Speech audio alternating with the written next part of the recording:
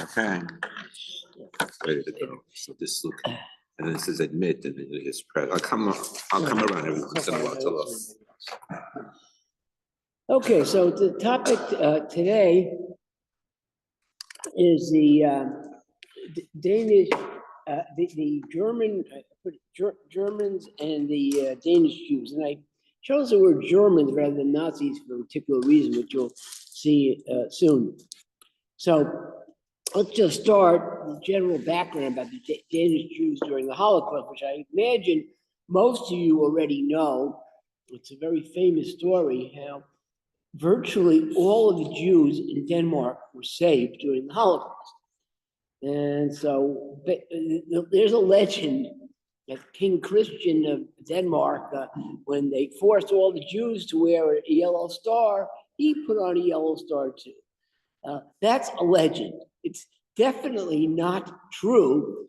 The reason it's not, we know it's not true, is that the Danish Jews were never forced to wear a yellow star to begin with. So it couldn't be that the king wore a star in sympathy to the Jews, because even the Jews didn't wear that star. But what the story does show is that the Danish people and the king had great sympathy for the Jews and really did everything they could to save the Jews. And that's a completely different story than what happened almost everywhere else in Europe. In most places in Europe where the Nazis came and they conquered, took over the country, the first thing they tried to do is to kill all the Jews. And in most cases, at least the local population didn't object. In some cases, the local population actually strongly supported the Nazis and assisted them in killing the Jews. But in Denmark, it was just the opposite. And interestingly, it wasn't that there was no anti-Semitism in Denmark. I'm going to tell you about this Leo Goldberger, which is an interesting story, but he points out in his memoirs that when he went to school in Denmark, there was some taunting of Jews, and it wasn't so, absolutely everybody accepted the Jews. But when it came down to the Nazis deporting the Jews, almost the entire population did support the Jews. And as a result, there were, as I understand, something like 7,700 Jews in Denmark before, at the time that the Nazis took over. And so the Nazis took over, I think it was 1940, but they knew that the Danish populations would not support the measures against the Jews. So they tried to be very, very light and very liberal. And for the first 3 years or so, nothing was done against the Jews. And then in 1943, in the summer of 43, at that point, the head of the German occupation of Denmark was this guy, Werner Best, who was certainly no tzaddik. He apparently organized some of the killing squads, Eisengruppen, whatever the thing's called, earlier, and he was known as he was very harsh against the Jews when he was assigned to administer the Jews in France. So he was no lover of the Jews. On the other hand, he also wanted to maintain good relationship with the Danish people, and therefore didn't take action against the Jews until in 1943, in the summer, they get orders from Berlin, you've got to move against the Jews. So first thing he does is to talk to the guy who I'm going to be focusing on, whose name was George Ferdinand Duckwitz. And he had been a part of the German administration of what was it? MIT. Okay, press this at MIT. Okay, he had been part of the civil administration of Denmark by the Germans. He was involved with maritime trading. And we'll get to him a little bit more later on. And what ended up happening is that Duckwitz tipped off the Jewish community indirectly, but he notified social democrats he was friendly with of the plan to deport all the Jews. And the word got spread. The roundup of the Jews is supposed to be on Rosh Hashanah. Erev Rosh Hashanah, the rabbi announced, we cancel all the davening. Everybody must go into hiding immediately. And everybody did. Just about. Come to that in a minute. And then the Jews were rescued by going into fishing boats. And the fishing boats took them from Denmark to Sweden. Sweden was a neutral country, and they agreed to accept the Jews.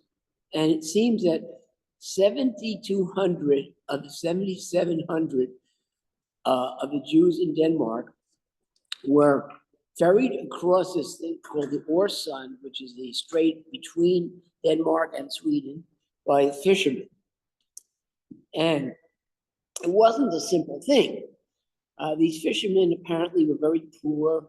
They were afraid to do this because they could have been arrested by the Nazis for transporting these Jews illegally.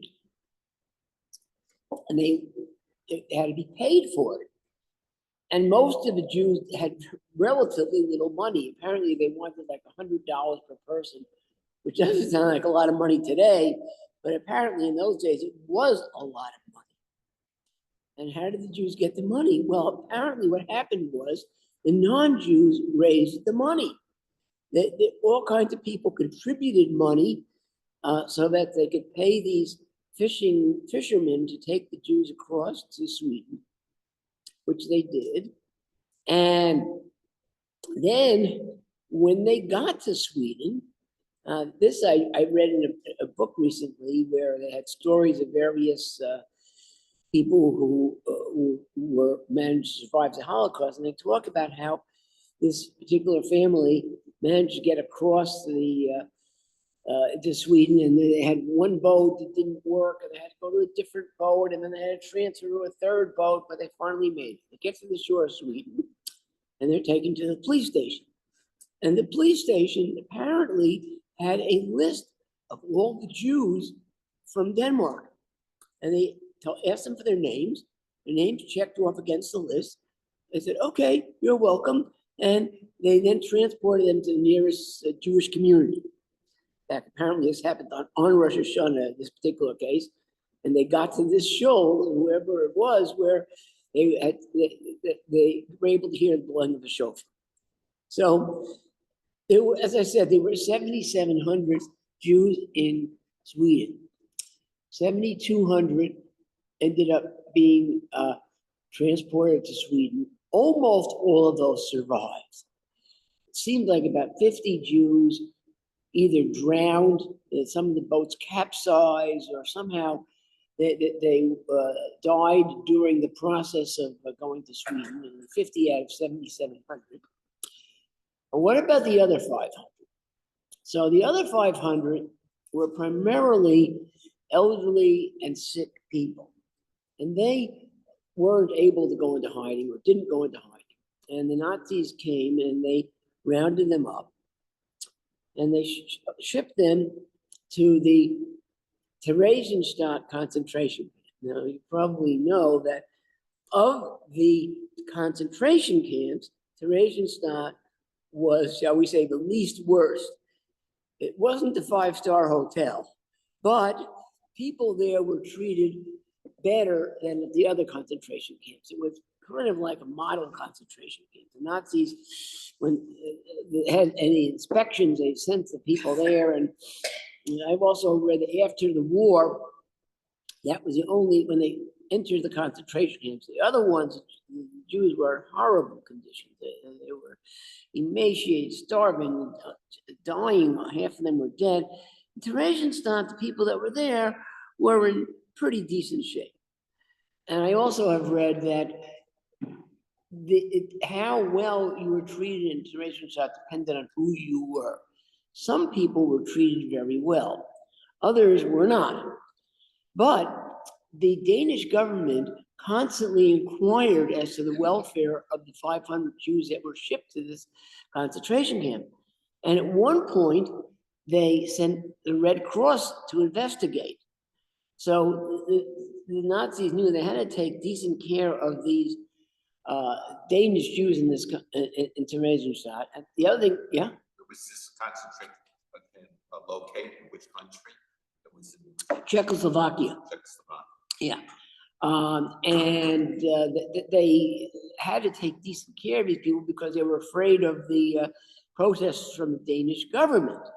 The other thing about Theresienstadt is, if you stayed there, you were probably okay.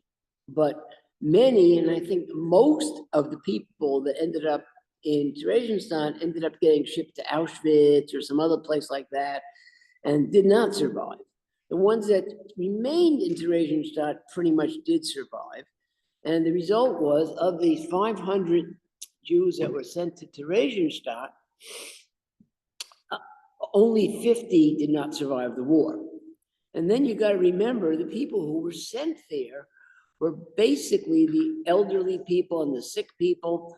And it's likely that many, if not most, of those 50 people would have died anyway, just from natural causes during the period that they were there, because they weren't in good health to begin with. So the result is that about 99% of the Jews in Denmark were saved, which is a pretty remarkable story in itself.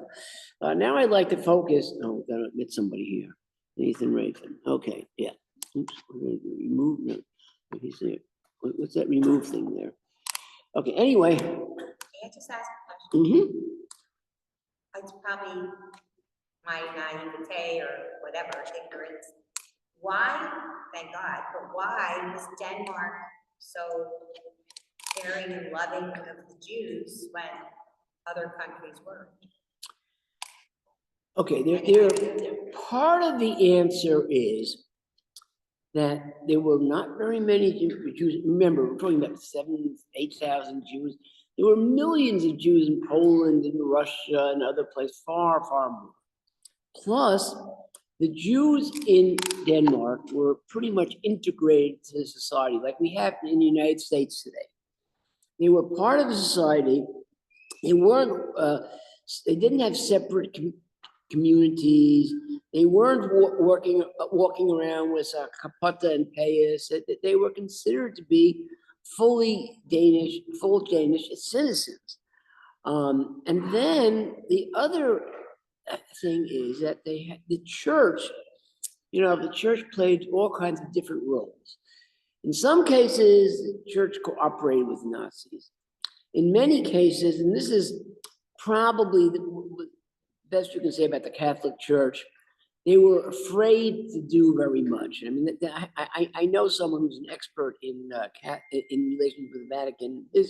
His feeling is that Pope Pius actually was sympathetic to the Jews and tried to do what he thought he could do, but he was terrified of the Nazis, and therefore didn't do it as much as many people think he should have done. So in many cases, the church did nothing or very little to help the Jews. But in Denmark, the church, I have here a statement that was made, see if I can find it, here it is, okay. Right, October 3rd, 1943. Now, this is right around the time where they were rounding up the Jews. So I think the roundup may have taken place on a Friday night, Saturday night. And so that Sunday in church, the Danish church, they ordered that the following should be read in church, every church in Denmark. Wherever Jews are persecuted because of their religion or race, it is a duty of the Christian church to protest against such persecution. because it is in conflict with the sense of justice inherent in the Danish people and inseparable from our Danish Christian culture through the centuries. True to this spirit and according to the text of the Act of the Constitution, all Danish citizens enjoy equal rights and responsibilities before the law and full religious freedom. We understand religious freedom as a right to exercise our worship of God as our vocation and conscience bid us, and in such a manner that race and religion per se can never justify that a person be deprived of his rights, freedom, or property. Our different religious views notwithstanding, we shall fight for the cause that our Jewish brothers and sisters may preserve the same freedom which we ourselves evaluate more highly than life itself. It's I just saw this last night. It's a pretty amazing section that was apparently read on every church in Denmark on that Sunday. So I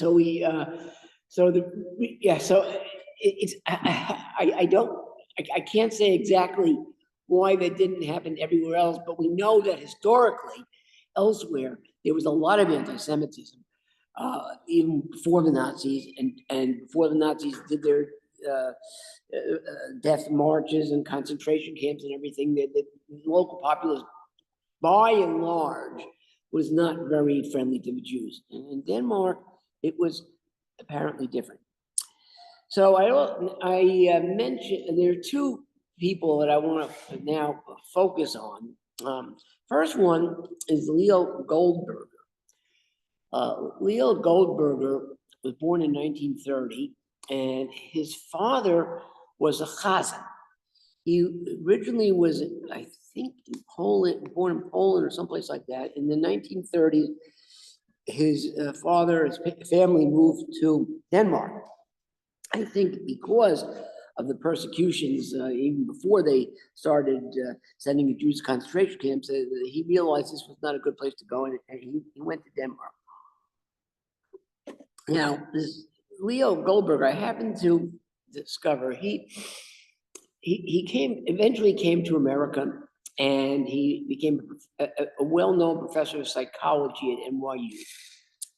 And as it says in a more recent interview, at first he wanted to forget about the Holocaust, but he at one point met Elie Wiesel. And Elie Wiesel encouraged him to talk about his experience. So he did.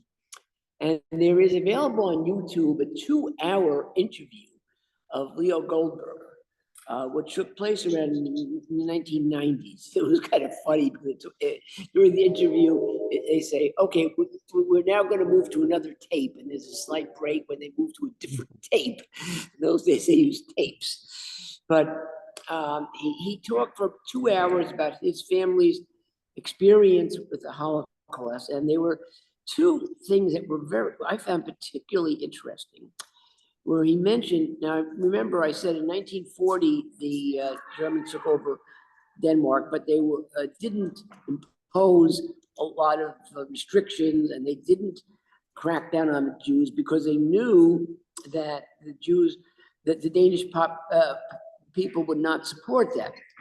So he talks about how during this period between 1940 and 1943, he was born in 1932. He was like, 11, 12 years old. And his father was a Chazin in this show, and they lived in an apartment building. And in this apartment building, there also was an apartment where the German soldiers lived. And one day, one of the German, this is around Sukkah's time, his father put a sukkah in the courtyard. So one of the German soldiers asked his father, what is that? So his father took out a bottle of wine, invited him down to the sukkah, and he talked to the German soldier in the sukkah about what sukkah is and the significance of the sukkah. The other thing he mentioned is that he used to see these soldiers and start talking to these soldiers, and the soldiers would take out pictures of their wives and their children and say how much they miss their wives and their children.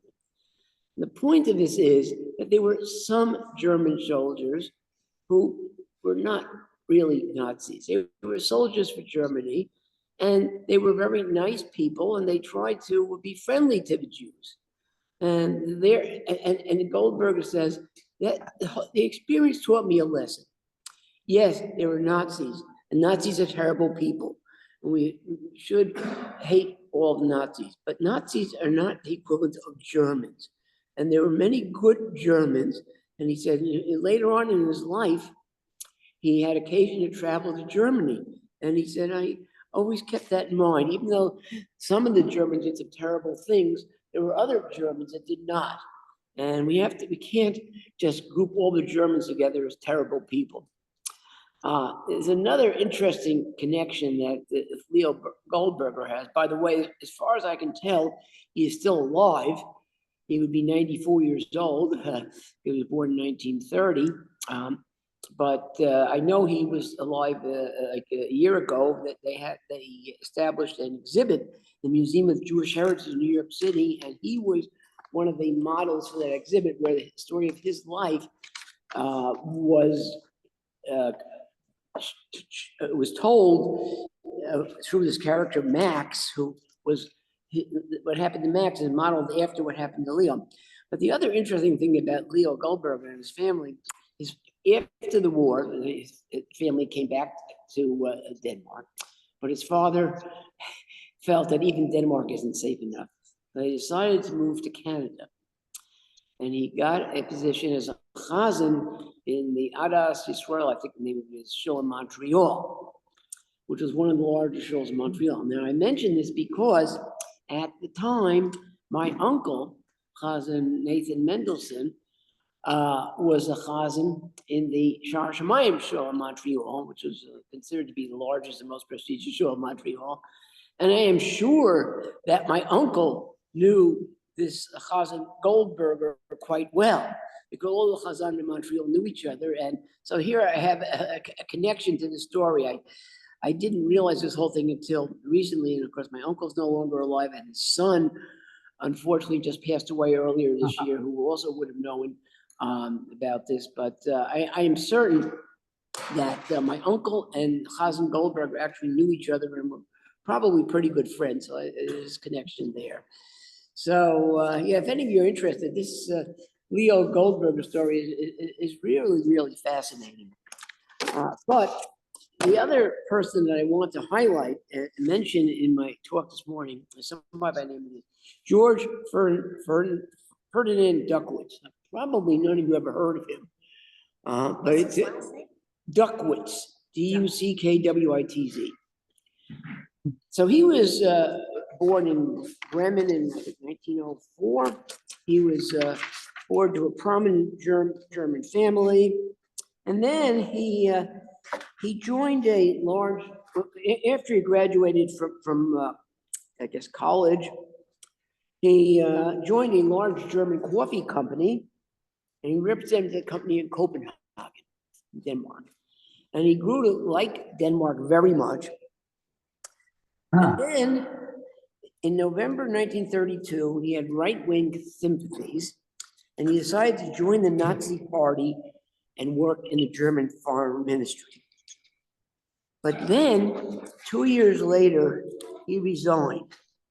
And he resigned, it seems, because he couldn't accept the Nazi position as to the Jews. Apparently, he actually hid 3 Jews in his home, and he finally said, this is unacceptable. I like some of what the Nazi Party says. I like what they say about Germany. I support the German people, and I think they're good for Germany, but I cannot accept their position against the Jews.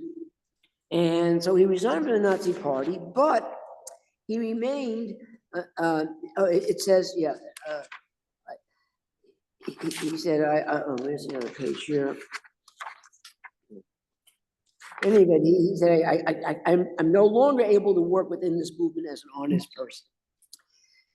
He remained in Germany, and then in 1939, the German Ministry of Transport opened positions for shipping clerks to work in neutral countries, and his background in Denmark, Duckwitz applied for the Copenhagen post, and he got the job in the German embassy. And it says the German government benefited from Duckwitz's experience as a merchant marine expert. And then, see, at that time, Denmark was a neutral country. Of course, they subsequently became under control of Germany. And he and his wife were both fluent in Danish, which helped them quickly integrate into the social circles. The couple befriended many locals, including leading members of the Danish Social Democratic Party. So he was very active in working with the Danish government and the politicians there. So when Werner Best, who I told you about, who took over in 1942, who was a Gestapo leader in Denmark, he relied on this Duckwitz quite a bit because Duckwitz is the one that had all the local contacts. And so then in 1943, I mentioned August 1943, the decision was made to deport all the Jews to Theresienstadt. So in September, Werner Best talked to Duckwitz about this plan to deport all the Jews. Now, the question is, why did Werner Best mention this to Duckwitz? At first, I thought that Best really wanted to tip off the Jews and did this indirectly. I'm not so sure.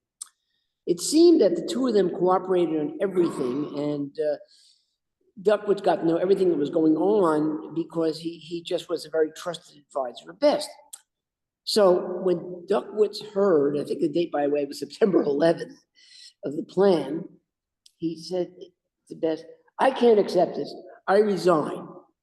And Best said, no, I can't accept your resignation.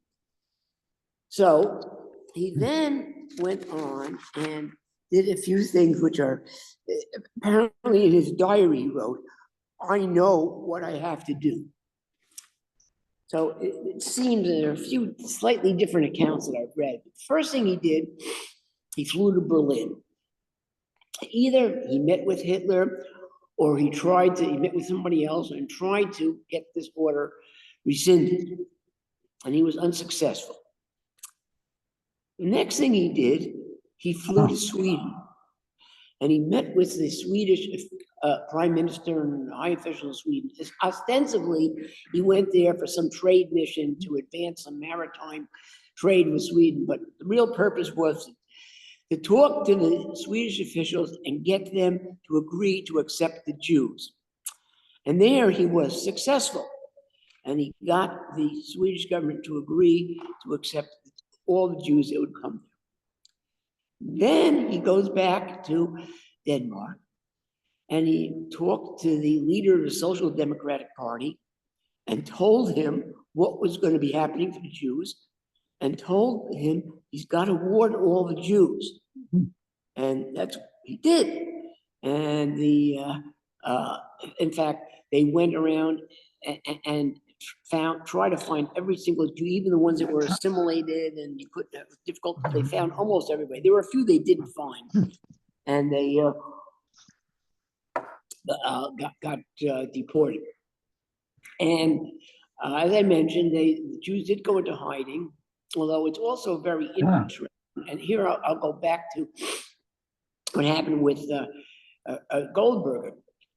Before September 11th, already at the end of August, they had made a decision and decided to round up the communal leaders, Jewish communal leaders. Now, remember, Goldberger's father was a Chazin, so he was one of the communal leaders. Now, one morning, they come to the apartment house they live, and they knock on the door. And so Leo was like 12 years old, was scared. What do I do? And his father was there. He said, "Shh, quiet, don't make any noise. We're not going to answer the door." And they keep on knocking until finally a neighbor from upstairs yells down, "Hey, they're not here. They're on vacation. Go away. They're not here." Which was actually partly true because his wife and some of the younger children were in fact on vacation, but he himself was in that apartment and the Nazis left. during the raid that they had on October the 1st, I think it was, their instructions were knock on the door. If they answer the door, then you take them away and they're shipped to the concentration camp. But if they don't answer the door, you leave. And that was very different. Elsewhere, Nazis knock on the door, you don't answer, they break down the door. But they were afraid to do that in this case because of the sympathies of the Danish population. So those people who didn't answer the door didn't get rounded up.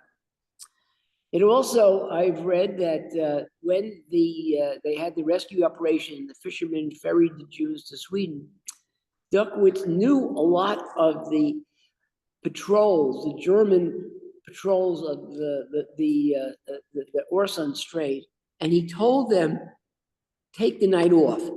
Don't patrol anything tonight. There's also a story that somehow all of the patrol boats were ordered to be sent to the dry dock to be repainted that night. So, although it also does appear that there were some patrol boats out, and some, very few of the Jews were intercepted and shipped away. That didn't.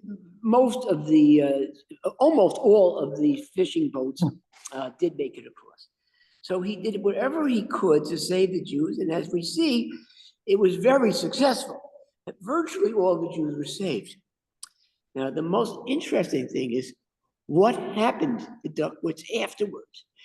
You know, I told you stories about, and I was just looking for the guy's name, the Jews in Bulgaria, where this legislative head of the legislature decided that he's got to save the Jews, and he succeeded in getting a law passed, or at least introduced, that that they should postpone the deportation of the Jews. The result of 48,000 Jews were saved, but he himself was removed from the position, and he never was brought back, and he died in poverty. But the story with Duckwitz is completely different. He remained in his post as official of the German government through the war. And how that happened, I don't know. But I suspect that Best knew exactly what happened, that he did tip off the Jews, and he just looked the other way, I guess, because he managed to continue in his position during the war. And after the war, he had a very successful career. He was at one point named the ambassador of Germany to Denmark. He also helped negotiate a treaty or something with Poland, and he was a very respected and successful diplomat on behalf of Germany until he retired, I think about 1970. He was, I believe, recognized, oh no, he was recognized by the Danish government. They gave him the highest honor. He was also recognized by Yad Vashem a year or two before he died. So here we have an example of someone who really risked his life to save the Jews, and was very successful, and somehow he managed to continue his career as a German diplomat.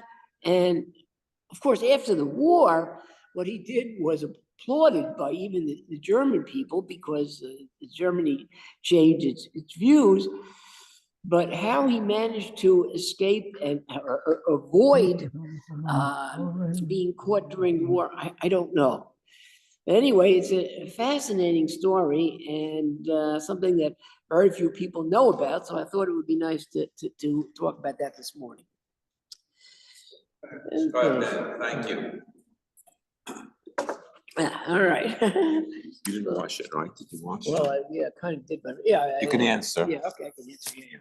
Okay, let me just shut this door. Okay.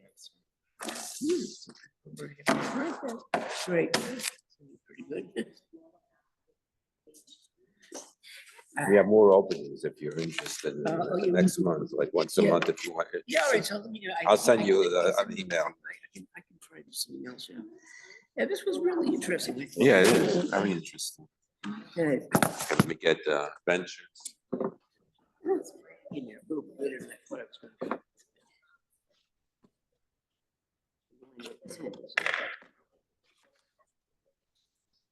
Recorded this, right? Yeah, okay.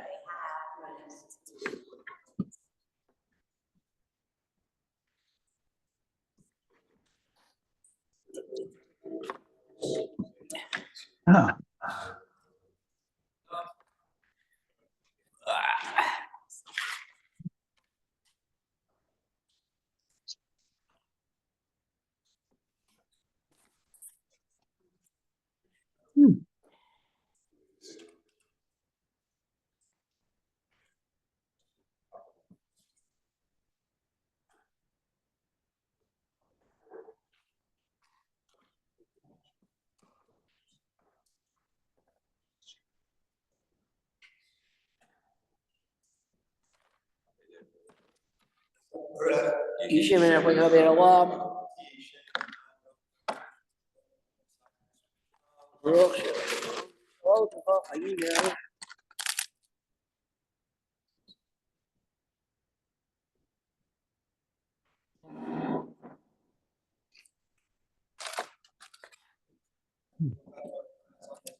Hey.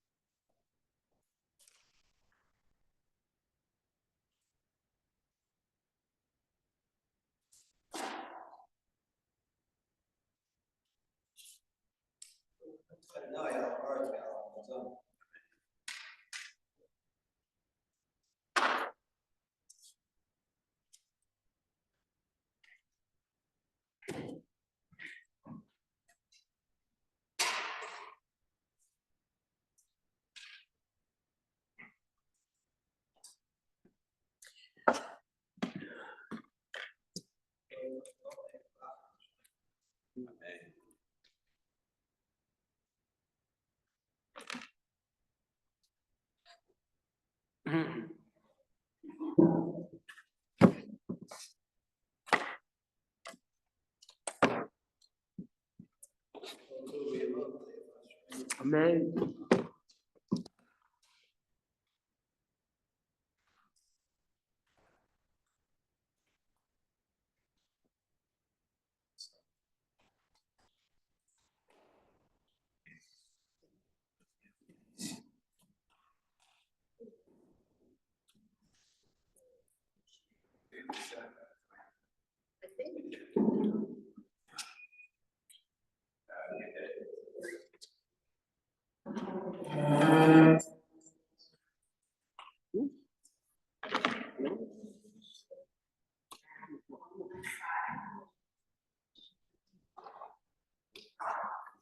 Your presentation was very Oh, thanks.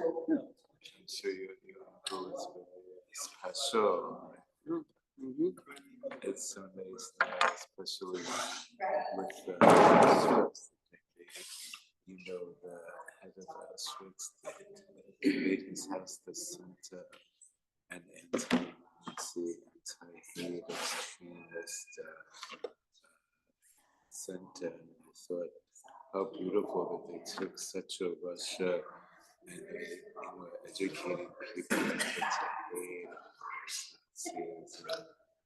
I like what you said that day about that it's very important to realize that they are good Yeah, good German. Yeah. very important.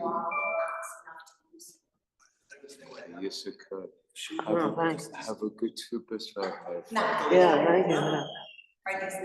Like I'm going to, Yeah. Oh.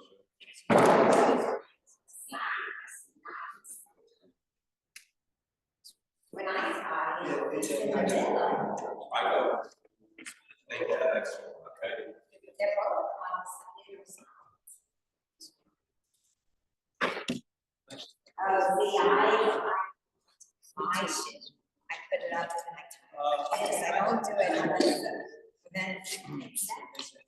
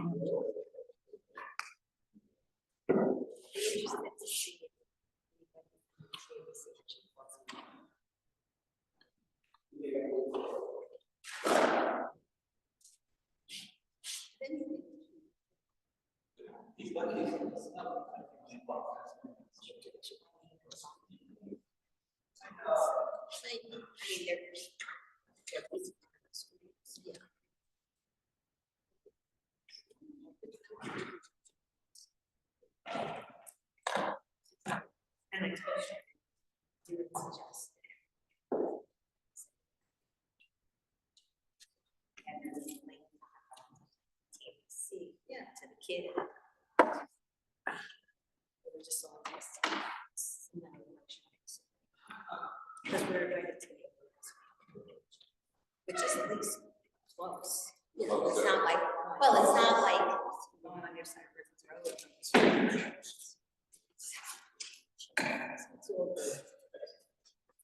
Hey. You need to take out the shots. Take out the shots. Yeah.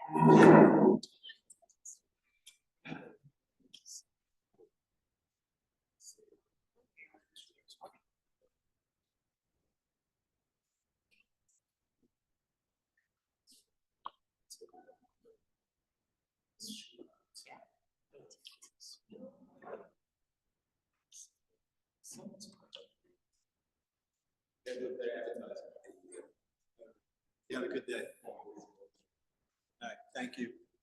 The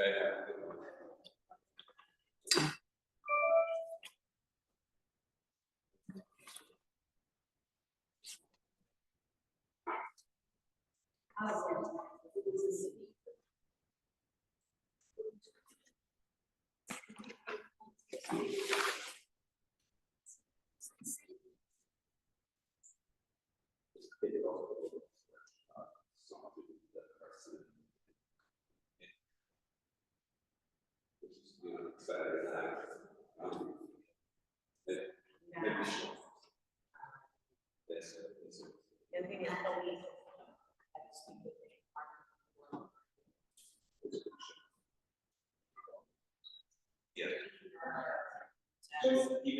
The John. Oh, that's really ahead of its time. Thank you, Daniel. Oh, you're welcome. I saw Senya, I think, is scheduled for, Okay. I March. can't do it in, I think you said 2 weeks, because I Right. expect to be able, Hey. in March, I should be able to do something. well, next week I have, AB Wine Trail, it's gonna. Oh, he's, what is he